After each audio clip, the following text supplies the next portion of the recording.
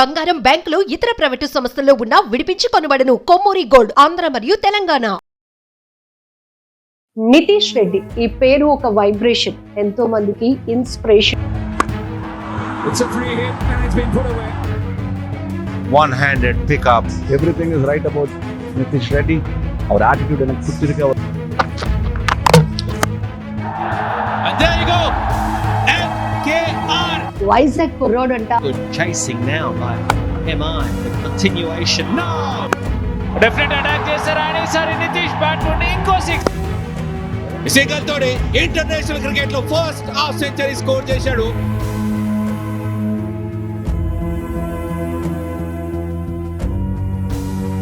India టీంలో select అవ్వడం, ఆడడం, ఇండియా టీంలోని ఒక స్టార్ ప్లేయర్గా ఎదగడం విరాట్ కోహ్లీకి వీరాభిమాని నితీష్ కుమార్ రెడ్డి.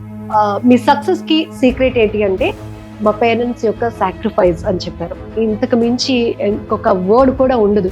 మేడం గారు సార్ గురించి ఫోటో తీసుకుందంటే సార్ వెళ్ళిపోయారండి, నేను ఇస్తానని చెప్పి ఆమె ఫోటో ఇచ్చిందండి. వాడికి నాకు ఒక అగ్రిమెంట్ కూడా ఉంది, ఇప్పుడు చెప్తున్నాను, ఇంతవరకు ఎవరికి చెప్పలేదు. అండర్-16 అండర్-19 ఇండియా వచ్చిన తర్వాత వాడు నేను కూర్చొని ఇంట్లో కూర్చొని ఒక మాట చెప్పాను. అలాగే ధోనితో మాట్లాడేటప్పుడు ధోని గురించి చెప్తాడు. నిజం చెప్పాలంటే వెంకటేశ్వర స్వామి మొక్కున్నాకే నాకు బాబు పుట్టాడు. ఆర్థిక పండితో కలగానే ఆర్థిక పండి దగ్గర ఉన్న ఏంటంటే చాలా విధాలుగా చాలా ఇబ్బందులు పడ్డానమ్మా నేను. నితీష్ ఒకనొక టైంలోనే గ్లౌజులు కొనమన్నప్పుడు, బ్యాట్ కొనమన్నప్పుడు ఆ అమౌంట్ మనం పెట్టలేకున్నప్పుడు ఇప్పుడు చూస్తే మా నితీషేనా ఆ నితీషేనా అనిపిస్తుంది నాకైతే. That is parents love.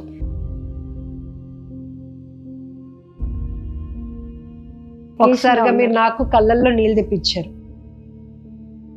ఆడు ఎప్పటికైనా ఒక హీరో. మీ కన్నీళ్ళ వెనుక కారణం నేను తెలుసుకోగలిగాము.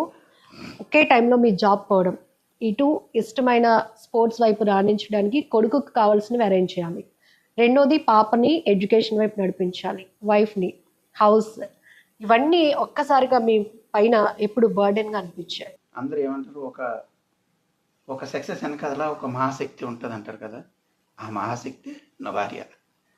ఎందుకంటే నేను చెప్పాలమ్మా, ఇది నేను నితీష్ని తీసుకొని ఉదయం 5 గంటలకు బయలుదేరితే నాకేం కావాలి, నేను అక్కడికి వెళ్ళి ఏం చేయాలి, మళ్ళీ ఆడికి వచ్చేటప్పటికి ఏం చేయాలనేది మొత్తం చూసుకోవాలి. ఎందుకంటే ఉదయం 5 గంటలకు నేను ఏం కొనుక్కొచ్చేవారు ఉన్న దాంట్లోని నా కుటుంబం బయటపడకున్నా ఎలా మేనేజ్ చేసుకొచ్చిందో తల్లికే తెలియాలి. ఎందుకంటే మేము కొంచెం మనీ పరంగా కొంచెం ఇబ్బంది పడ్డా, ఎందుకంటే జాబ్ లేదు. జాబ్ వదిలేసిన తర్వాత తెలిసిందే కదా, ఏదైనా ఉంటే మనం మార్కెట్ చేసుకొని ఏదైనా చేసి రావచ్చు. ఆ లోటు మీరు వెళ్ళిపోతున్నారండి, ఇది లేదు అది లేదు అంటే నేను ఎక్కడో ఇబ్బంది పడేవాడు. ఎప్పుడన్నీ మేము వచ్చినప్పటికి ఇంట్లో ఏముంటే దాంతోనే మాకు ఇష్టమైంది, అంటే నితీష్కి ఏదైతే ఇష్టమైందో అది కంపల్సరీ వచ్చినప్పటికి వండి పెట్టి జాగ్రత్తగా చూసుకుందామని. ఇప్పటికీ కూడా వాడికి బయట ఫుడ్ అంటే ఇష్టం ఉండదు. ఇంట్లోకి వచ్చిన తర్వాత వాళ్ళ మమ్మీని కొంచెం ఏడిపిస్తూ ఉంటాడు, వెళ్ళేటప్పుడు చికెన్ చేయమంటాడు, అటు నుంచి వచ్చిన తర్వాత నాకు మటన్ కావాలంటాడు. కొంచెం ఇబ్బంది పడతాడు, అంటే వాడు సరదాగా ఆట పట్టిస్తున్నాడు. అల్లరిని కూడా చాలా స్వీట్ గా ఈవిడ యాక్సెప్ట్ చేస్తున్నారు, చెప్తున్నారు కదా. వాడు సరదాగా చేసిందని కూడా సీరియస్ తీసుకొని వాడికి ఏం కావాలంటే అది వండి పెడుతుంది. నెక్స్ట్ ఇంకోటి ఏంటంటే, మాకు ఈ రోజు వరకు మేము అందరూ అడుగుతారమ్మా ఒకటి, సరే జాబ్ మేనేజర్ కదా, అప్పటి నుంచి మీరు బిజినెస్ చేశారా లేకపోతే మీకు ఎలాగండి? నిజంగా చెప్తానండి, మమ్మల్ని భగవంతుడు ఇలాగ ఈ స్థాయికి తీసుకొచ్చారండి. నిజం చెప్తాను, 2012లో ఉద్యోగం మానేశాను. ఒక బిజినెస్ కానీ ఇంకేం తెలియదమ్మా, వాడు వెనకాల తిరగడం, వాడిని తీసుకురావడం, వాడిని తీసుకొచ్చి పెంచడం, పాపని చదివించడం, ఇదే ఎలాగైపోయిందా అంటే ఈ స్టేజ్ వరకు మేము ఎలాగొచ్చా ఉండేది ఆ భగవంతుడికే తెలియాలి, ఆమెకు మాత్రమే తెలియాలి. ఎవరికి తెలియని విషయం చెప్తున్నాము నేను. నిజం. కొంతమంది అయితే చేతులు ఎత్తేస్తారు, నా వల్ల కాదు, మీరు ఏమైనా తెస్తేనే కదా నేను ఏదైనా చేయగలుగుతాను అంటారు. చెప్తానమ్మా, నేను నా ఉన్న పరిస్థితుల్లోని ఫస్ట్ టైం బాగానున్నాం, అలాగ ఇల్లు కట్టుకున్నాం. అక్కడి నుంచి కొంచెం ఇబ్బందులు పడ్డాం, ఎందుకంటే వచ్చిన డబ్బులు ఇంటి మీద పెట్టడం, కొంత అప్పు చేసి ఇంటి మీద పెట్టడం, అక్కడి నుంచి కొంచెం ఇబ్బంది పడ్డాం. ఆ ఇబ్బందులను కూడా నాకు క్రికెట్ మీద ఎటువంటి మళ్ళీ నాకు ఇంకెటువంటి ఫోకస్ లేకుండా ఈవిడ మెయింటెనెన్స్ చేయడంలో మాత్రం ఫస్ట్ అండి ఈవిడ. అలాగే నితీష్ కూడా నేను ఏదైతే కష్టపడ్డానో జాబ్ వదిలేసి ఆడి మీద పెట్టానో వాడు కూడా ఇంకా నేను మళ్ళీ మా డాడీని ఫస్ట్ ఎలాగైతే మా డాడీ ఉద్యోగం చేసినప్పుడు ఎంత గర్వంగా తిరిగాడో నా వల్ల మా డాడీ మళ్ళీ ఆ పొజిషన్లో చూడాలన్నది మెయిన్ ఆడి థింకింగ్ అమ్మ. ఆ థింకింగ్ మాకు చెప్పలేదు కానీ ఇప్పుడు బయటపడుతుంది. నాతో చెప్తాడండి ఇప్పుడు. నాతో చెప్తాడు డాడీ గర్వపడేలాగా ఉండాలి, డాడీ ఊర్లో తలెత్తుకొని ఇంతకుముందు డాడీ ఎలా ఉన్నారు అలా చెయ్యాలి అనుకున్నాడు, అది చేస్తాడని నాకు అలా నమ్మకం. చెప్పినప్పుడు మీ కళ్ళల్లో వెంటనే నీళ్ళు వచ్చేస్తాయి. చాలా హ్యాపీ అనిపించింది, ఎందుకంటే తను ఏదన్నా చెప్తే చేస్తాడు కంపల్సరీ, దాన్ని చేయడానికి ఎంతవరకైనా వెళ్తాడు, అది చేస్తాడని నమ్మకం ఉంది. కానీ ఒకటి మేడం, మన కడుపును పుట్టిన పిల్లలు మనల్ని గర్వపడేలా చేస్తామని అంటే తెలిసి తెలియలేని చెప్పే మాటలు ఎంత మురిసిపోతూ ఉంటాం కదా, ఆ టైంలో మనం గుండెల్లో నుంచి దాక్కున్న దుఃఖం కూడా బయటకు వచ్చేస్తూ ఉంటుంది. ఇదేంటి ఇలా మాట్లాడుతున్నాడు అని. అలా అలా అన్నప్పుడు మీకు ఎలా అనిపించింది? అసలు అనిపించదండి, ఎందుకంటే నా బాబు గురించి నాకు తెలుసు ఫస్ట్ నుంచి. తను చెప్పాడు అంటే కంపల్సరీ చేస్తాడు, అది నాకు నమ్మకం ఎక్కువ. ఫస్ట్ నుంచి తల్లికి అంటే ఎవరికి ఎక్కువ తెలియదు కదా, వాళ్ళ డాడీ కంటే కూడా ఎక్కువ విషయాలు నాతో షేర్ చేస్తాడు. అన్ని డాడీకి చెప్పలేరు కదా, డాడీ అంటే కొంచెం భయం ఉంటది కదా, అమ్మ అంటే భయం ఉండదు కదా, అన్ని చెప్పేస్తాడు. ఫ్రెండ్లీగా ఉంటాడు అమ్మ కొడుకు. డాడీ అంటే కొంచెం భయమే.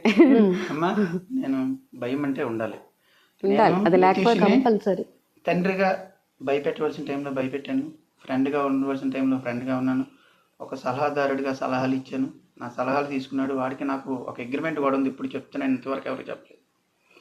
Under-16 Under-19 ఇండియా ఆడొచ్చిన తర్వాత వాడు నేను కూర్చొని ఇంట్లో కూర్చొని ఒక మాట చెప్పాను, ఏదో కొంచెం రాంగ్ సైడ్ వెళ్తున్నాడు అనేది నా ఒపీనియన్. అది చెప్పలేదు ఈవెన్ డాడీ ఎంత పాల మీద పొంగులాడిది. ఇప్పుడు వచ్చి నీ ఫోన్లు కానీ నీకున్న ఫ్రెండ్స్ కానీ ఇదంతా పాల మీద పొంగులాడిది. ఒక్కరోజు నువ్వు ఆ గ్రౌండ్లోని కనపడలేదు, ఆ గ్రౌండ్కి 1 yearగా నువ్వు కనపడలేవు, ఈ నీతో ఎవరైతే మాట్లాడుతున్నారో వీళ్ళెవ్వరు కూడా నీతో మాట్లాడాడు, ఇదంతా వేస్ట్, ఇదంతా నీకు ఇవేం పట్టించుకోవద్దు.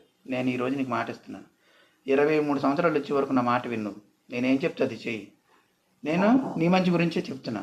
23వ సంవత్సరం వచ్చిన తర్వాత నా మొత్తం ఏదైతే ఉందో నీకు హ్యాండ్ ఓవర్ చేస్తాను, నువ్వు చెప్పినట్టు నేను వింటాను, నీ కంట్రోల్లో మేము ఉంటాం, నేను పెడతాను చెప్పాను. కానీ నా మాట వాడు నిలబెట్టాడు. 23 సంవత్సరాలు నా నితీష్ వచ్చినప్పటికీ వాడి మాట వినడానికి నేను అంగీకరించి, వ్యాలిడ్ ఏజ్, టీనేజ్ లో వాళ్ళ ఎట్లా ఉంటుందో నేను చెప్పానమ్మా, వాడి మాట నిలబెట్టుకున్నాడు.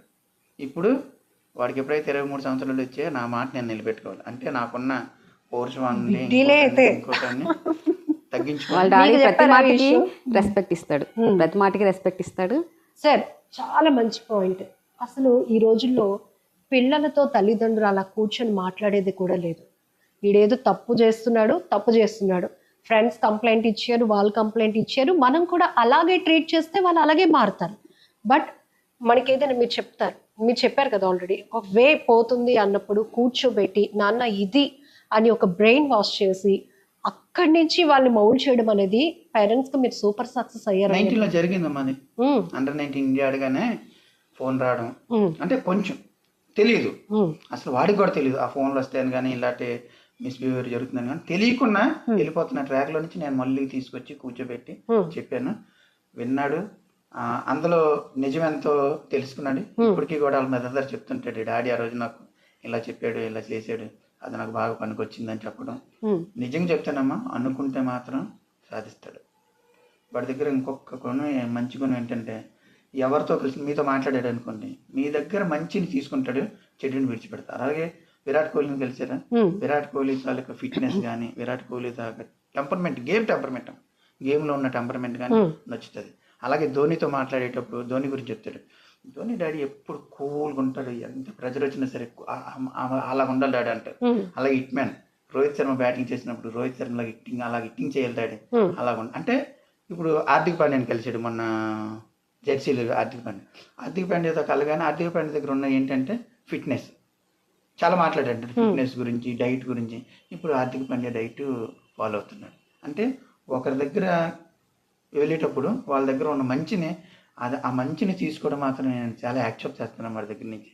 అంటే నేను ఏదో చెప్పాను అనుకో, నా దగ్గర ఉన్న 10 మాటలను ఒకటే మంచి ఉంటుంది, 10 రాంగ్ ట్రాక్లు ఉంటాయి. కానీ ఆ మంచిని తీసుకొని అది పక్కన పెడుతున్నాడు చూడు, అది వాడి సక్సెస్కి ఇంతవరకు వాడికి ఉన్న సక్సెస్, దానివల్ల వాడు సక్సెస్ అయ్యాడు. సో ఫిట్నెస్ కోసం ఆబ్వియస్లీ డైట్ మెయింటైన్ చేయాలి. ఒక్కొక్కసారి కొంచెం పర్సనల్ గా కంట్రోల్ తప్పితే ఏం ఉండమంటారు మిమ్మల్ని? మటన్ గోంగూర ఇష్టం బాగా. మటన్ గోంగూర, ఓకే. నాన్ వెజ్ ఎక్కువ తింటాడు, మటన్ గోంగూర ఇష్టం. ఇంకా ఒక్కోసారి ఒక్కొక్క ఐటమ్ మమ్మీ ఈ రోజు ఇది అంటే ఆర్డర్ వేసాడు మేము. తను వస్తున్నాడు ఇంకా 1 week లో వస్తాడు అనగా మేము ఇప్పుడు నుంచే ప్రిపరేషన్ రెడీ చేస్తాం అనమాట. ఈ వస్తాడు, ఈ 1 week ఉంటాడు, ఇది తీసుకు, ఇది పెడదాం, అది పెడదాం, మేము ఫుల్ ప్రిపేర్ అయిపోతాం. వచ్చి 1 day ఉంటాడు, నెక్స్ట్ డే మళ్ళీ ప్యాకింగ్ అనమాట. మమ్మీ నేను ఇక్కడికి వెళ్ళిపోతున్నాను, అక్కడికి, అంత డిసప్పాయింట్ అనమాట. ఓకే. ఇష్టం ఉండదు ఒకటి ఉంది, మనం చేసేది ఇప్పుడు వాడికి కొన్ని కూరలు ఇష్టం ఉండదు, వంకాయ ఇష్టం ఉండదు, బెండకాయ ఇష్టం ఉండదు, చెప్పాలి ఇది తినడం వల్ల నీకు ఏంటి ప్రయోజనం, నీ బాడీకి దేనికి పనికి వస్తుందని చెప్తే కంపల్సరీ తీసుకో. ఇష్టం లేకపోయినా తింటే చెప్పాలి ఇది హెల్త్ దేని వల్ల ఉపయోగం. ఇప్పుడు బెండకాయ ఉందండి, బెండకాయ తినడం వల్ల ఏంటి అనేది మనం చెప్పగలగాలి. బంగాళదుంప ఉంది, లేకపోతే చికెన్ ఉంది, డాడీ ఎక్కువ చికెన్ తినకూడదు, కాయగూరలు కూడా అప్పుడప్పుడు పప్పు తింటూ ఉండాలి, లేకపోతే కాయగూరలు తింటూ ఉండాలి, తింటాం. దానివల్ల చెప్పాలి ఏం జరుగుతుంది అనేది, కంపల్సరీ తీసుకుంటాడు. అది సో నితీష్కి ఇష్టమైన ఈ క్రికెట్ కోసం తను వదులుకుండా సాక్రిఫైస్ చేస్తున్నవి ఏంటంటే, జనరల్లీ యంగేజ్లో అందరూ సినిమాలు, ఇష్టమైన హీరోస్ ఇవన్నీ ఉంటూ ఉంటాయి కదా, చాలా సాక్రిఫైస్ చేశారు. మూవీస్ చూడండి, బయట ఫ్రెండ్స్ తో కలవడు, అకాడమీ ఫ్రెండ్స్ తప్పించి వేరేగా ఫ్రెండ్స్ ఎవరు లేరు. అసలు ఈ ఏజ్ లో పిల్లలు రిలీజ్ అయిన ప్రతి మూవీ చూడాలంటారు, అసలు మూవీస్ ఇంట్రెస్ట్ ఉండదు, వెళ్ళడు.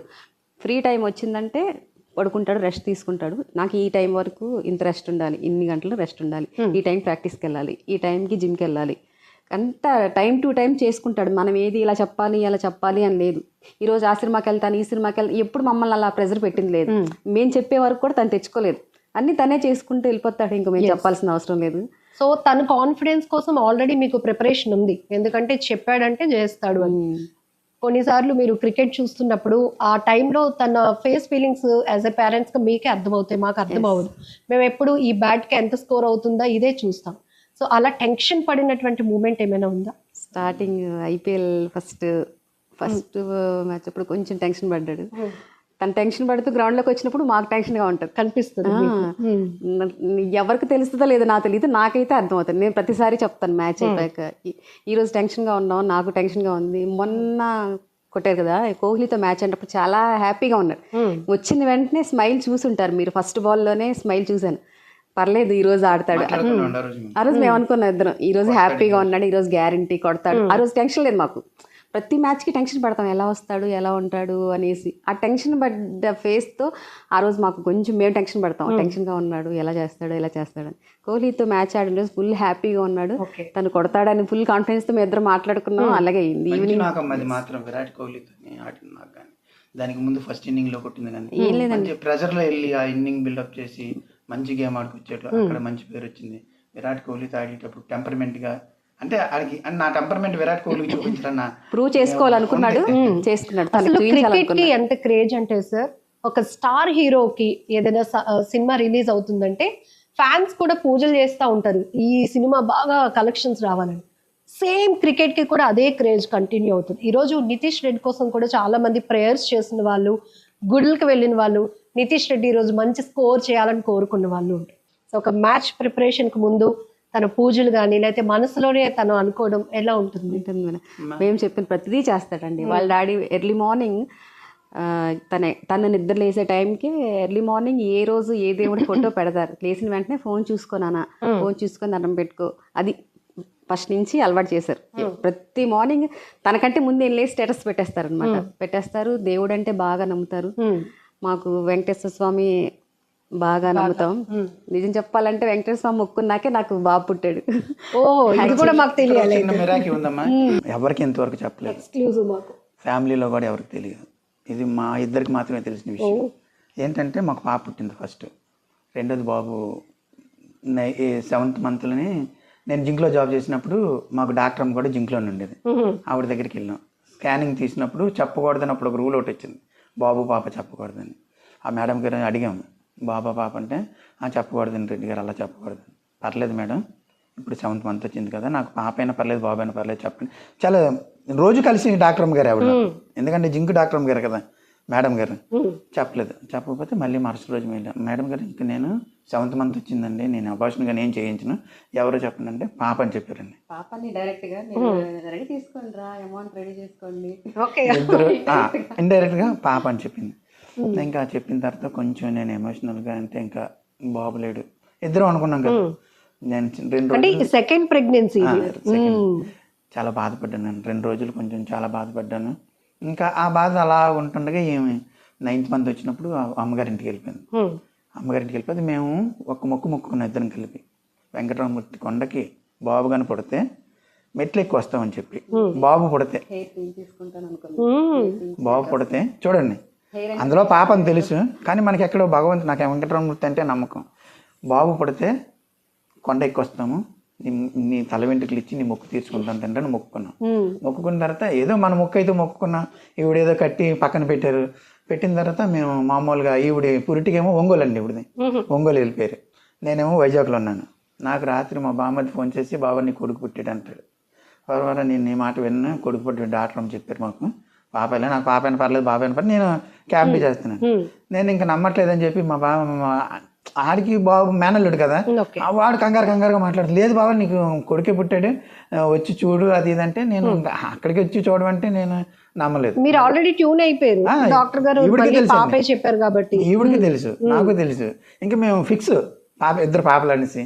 ఫోన్ చేస్తే ఏంటి ఇలా ఫోన్ చేస్తున్నాడు, ఏం చేయాలి అని చెప్పి నేను హాస్పిటల్ నెంబర్ పెట్టమంటే అప్పుడు ల్యాండ్లైన్ అవి ల్యాండ్లైనే కదా అప్పుడు, సెల్ ఫోన్లు అవి లేవు. వీళ్ళ నాన్నగారు వీళ్ళు ఎవరికి ఫోన్ చేసినా బాబు పుట్టారంట. నేను జింక్లో జాబ్ చేస్తున్నాను ఆ రోజు, బీ షిఫ్ట్. కరెక్ట్గా నా దగ్గర ఎల్ఎం లెటర్ కొత్త బండి అండి ఇప్పుడు వచ్చింది, తీసుకున్నాను. నేను బళ్ళు ఎక్కువ మారుస్తాను. ఎల్ఎం లెటర్ కొత్త బండి అండి. సరే బాబు పుట్టాడు అంటే కరెక్ట్ 10 గంటలకి డ్యూటీ పంచి కొడిసి మా ఇంట్లో చెప్పలేదండి. మా అమ్మగారు వాళ్ళు ఎక్కడే ఉన్నారు, మా అమ్మగారు మా బ్రదరు అందరూ ఇక్కడే ఉన్నారు. ఈవిడ ఒకరు అక్కడ ఉన్నారు. నేను బండిలో ఫుల్ ట్యాంక్ పెట్రోల్ కొట్టించుకొని ఒకే ఒక బ్యాగ్ అండి, కళ్ళద్దాలు లేవు, హెల్మెట్లు ఏమీ లేవు, ఇంకా బాబు పుట్టాడు సంతోషం. బండి మీద వెళ్ళిపోయానండి. 2003 బండి ఇక్కడ నైట్ 11 గంటలు స్టార్ట్ చేశాను. తెల్లవారి నేను ఆ రోజు బండి వేసుకొని 2 వీలర్ వేసుకొని వెళ్తే ఓన్లీ 1 వే 2023. నేను ఎవరిని ఇక్కడ వీళ్ళకి కూడా తెలియదు వస్తున్నట్టు. ఇక్కడ మా అమ్మగారు వాళ్ళకి నేను చెప్పలేదు. నేను ఎలాగుంటే అలాగుంటుంది. ఇంకా ఎందుకంటే ఎవరు వెళ్ళినారు 2 బండి అంటే ఇక్కడ మా అమ్మగారు వాళ్ళు ఒప్పుకోరు, మా బ్రదర్ వాళ్ళు ఎవరు అప్పుడు సింగిల్ వే వెళ్ళిపోయానండి. వెళ్ళిపోయిన తర్వాత బాబుని చూడకుండా ముందు నాకు ఏమైందంటే హెల్మెట్ పెట్టలేదు, స్వెట్స్ పెట్టలేదు, కళ్ళన్నీ ఇంత అయిపోయింది. కళ్ళన్నీ ఇసుక పడిపోయి అది పడిపోయి ఫ్రెండ్గా అయిపోయి చూడలేకపోయాను. ఒక 10 నిమిషాలు వచ్చి ఆ కంటిలో అన్నీ వేసిన తర్వాత అప్పుడు చూశాను. నాకు అది చాలా ఈడు పుట్టినప్పుడే నాకు మిరాక్. ఎందుకంటే పాప అని అంత కన్ఫర్మ్ చెప్పిన తర్వాత బాబు పుట్టాడని చెప్పడం అది నాకు విచిత్రం. నేను అప్పటి నుంచి ఇంకా అప్పుడే నేను 2 వీలర్ వేసుకుని ఫస్ట్ టైం ఒంగోలు. అంత దూరం ఎప్పుడు అంత దూరం వెళ్ళింది ఎప్పుడు లేదు నాకు 2 వీలర్ మీద. అటు నుంచి కూడా నేను వెళ్తాను. చెప్పారు ఈ విషయం నితీష్కి. అప్పటి నుంచి అది ఆయన చేసిన మహిమే అనుకోవాలి. ఎందుకంటే మేడం గారు అలాగ అన్న తర్వాత కూడా దేవుడు యాక్చువల్గా నా హెయిర్ అంటే చాలా ఇష్టం అండి. హెయిర్ ఇవ్వలేదు, నడిచి వెళ్తాను, హెయిర్ ఇస్తాను అని నేను మొక్కున్నాను, ఆయన మొక్కున్నారు. దేవుడు మరి ఎలాగ మా మొరాలకి ఇచ్చా తెలియదు కానీ మాకు ఇచ్చారు. మామూలు గిఫ్ట్ కాదు, చాలా గ్రేట్ గిఫ్ట్ ఇచ్చారు. చెప్పానండి నితీష్ అంత ఆయనదయ్యా అనుకుంటా. ఇప్పటికీ కూడా చెప్తాను, డాడీ నువ్వు ఎప్పుడైనా సరే ఏ స్థాయిలో ఉన్నా ఎక్కడున్నా ఆ దేవుడు మర్చిపోద్ది వెంకటరామమూర్తిని మాత్రం. ఎందుకంటే నేను ప్రతిరోజు ఉదయం లేచిన వెంటనే నేను వాట్సాప్లో ఈరోజు బుధవారం అనుకోండి అయ్యప్ప స్వామి ఫోటో పెడతాను, సోమవారం అనుకోండి ఏసు ఫోటో పెడతాను. చూడన్నాను ఫస్ట్ లేచిన వెంటనే ఒకసారి దేవుడి ముఖం చూసి గాడ్ పవర్ కూడా మనకి నీది ఏదైనా చేసుకు. ఇప్పటికీ కూడా ఒకళ్ళు చూడలేదు అనుకోండి వెంటనే ఫోన్ చేసి అడుగుతాను, ఏం బాబు అంత బిజీ అయిపోయావు.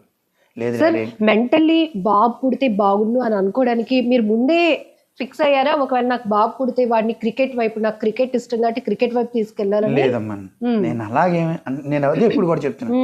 నేను క్రికెట్ నితీష్ని క్రికెట్ ఆడించాలి, ఇండియా ఆడించాలి, లేకపోతే ఐపీఎల్ ఆడితే అలాగ అనుకోలేదు. అంటే ఈయన్ని అల్లరి చేసి ఇప్పుడు తీసుకెళ్ళి సరదాగా నాకు గ్రౌండ్ ఇష్టం.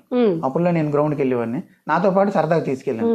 సరదాగా తీసుకెళ్ళినప్పుడు ఆ క్రికెట్ ఆడుతున్నప్పుడు అక్కడ గాంధీ సార్ అని జింక్ గ్రౌండ్లో ఉంటారు, ఆయన చెప్పాడు బాగా ఆడుతున్నాడు తీసుకొచ్చి కంటిన్యూ చేస్తే బాగుంది. ఏమవుతుందంటే ఈవిడ ఒంగోలు అండి, ఎండాకాలం సెలవులకు మాత్రమే వెళ్తుంది. సమ్మర్ క్యాంప్కి సెలెక్ట్ అవ్వడం, ఒంగోలు వెళ్ళిపోవడం. నితీష్ 2 years అలాగైంది. 3వ సంవత్సరం డిస్కషన్ వచ్చింది గ్రౌండ్లోని. ఈ నితీష్ ఉండంటే మనం ఆ రోజు జోన్ మ్యాచ్లు అవుతూ ఉండేవి, zinc zone, steel plant zone, PM Palem zone, ఇలా 4 జోన్లు జరుగుతుంది. అప్పుడు ఆ డిస్కషన్ వచ్చినప్పుడు ఏంటి సార్ ఎంత కాన్ఫిడెన్స్ చెప్తున్నాడు నితీష్ మీద, అంత దీనికి చెప్తున్నాడు అని నేను ఇంకప్పటి నుంచి వీడిని చూడడం మొదలుపెట్టాను. ఎలా అంటే నేను గ్రౌండ్ తీసుకెళ్ళి వదిలేసాను ఇంతకుముందు, ఇప్పుడు నుంచి వెనకాల నుండి చూడడం మొదలెట్టాను. అప్పుడు చూసినప్పుడు కానీ నుంచి బ్యాట్తో కానీ బాల్తో కానీ అందరికన్నా ఫస్ట్ రన్నింగ్ పెడతారు, ఫిట్నెస్ చేస్తారు, ఎందులోనే ఫస్ట్ ఉండేవాడు. అలాగ చేస్తూ ఉంటే అప్పటి నుంచి నేను ఇంకా వాడు వెనకాతల తిరగడం, ఇంకా గ్రౌండ్కి తీసుకెళ్ళడం, అక్కడి నుంచి గాజువాక నుంచి పిఎంపాలెం గ్రౌండ్కి తీసుకొచ్చేవాడు. ఇంకా అక్కడి నుంచి ఇవిడ ఒంగోలు ట్రిప్స్ క్లోజ్ అయిపోయి ఇంకా అప్పటి నుంచి క్లోజ్ అండి. ఇంకా సమ్మర్ క్యాంప్ ఆ రోజు నుంచి ఇంకా లేదు, ఇప్పటికీ లేదు. ఏదైనా పండగకి వెళ్ళడం రావడం అంతే. పాపం పేచి కూడా చేయలేదు, ఏం లేదు, సంవత్సరంకి ఒక్కసారి కూడా వెళ్ళనివ్వరు అని ఏం లేదు. ఏం లేదు.